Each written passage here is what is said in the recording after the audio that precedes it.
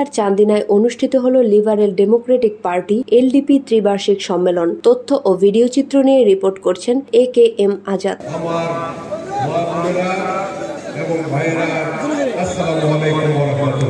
শুক্রবার বিকেলে চান্দিনা উপজেলার বারেরা ইউনিয়নের বারেরা হাই স্কুল মাঠ প্রাঙ্গণে এ সম্মেলনের আয়োজন করা হয়। সম্মেলনের সভাপতিত্ব করেন প্রফেসর রুহুল আমিন। অনুষ্ঠান সঞ্চালনায় ছিলেন সাখাওয়াত হোসেন সাক্কু। প্রধান অতিথি হিসেবে উপস্থিত ছিলেন লিবারেল ডেমোক্রেটিক পার্টি এলডিপির মহাসচিব ডক্টর রেদওয়ান আহমেদ। এ সময় দলের বিভিন্ন নেতাকর্মীরা এলডিপির মহাসচিবকে ফুল দিয়ে সংবর্ধনা জানান।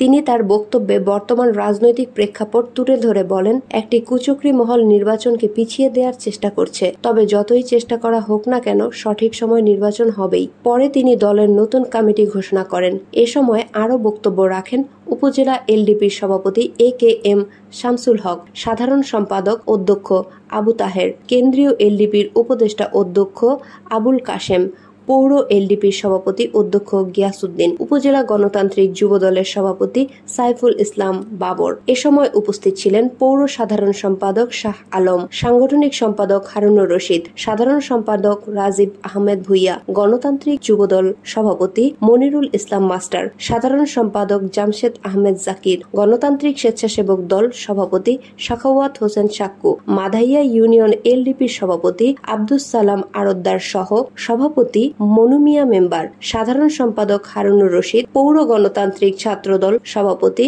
সাজ্জাদ হোসেন, মাধাইয়া ইউনিয়ন গণতান্ত্রিক যুবদল নেতা আনিসুর রহমান, আব্দুস সাত্তার শফিউদ্দিন সহ সহযোগী সংগঠনের নেতৃবৃন্দ উপস্থিত ছিলেন। সম্মেলনকে ঘিরে মাঠ প্রাঙ্গণে ছিল উৎসবের আমেজ। বিশাল মিছিল নিয়ে নেতাকর্মীরা সম্মেলনে যোগ দেন। পুরো মাঠ মুখরিত হয়ে ওঠে রেদওয়ান ভাই স্লোগানে।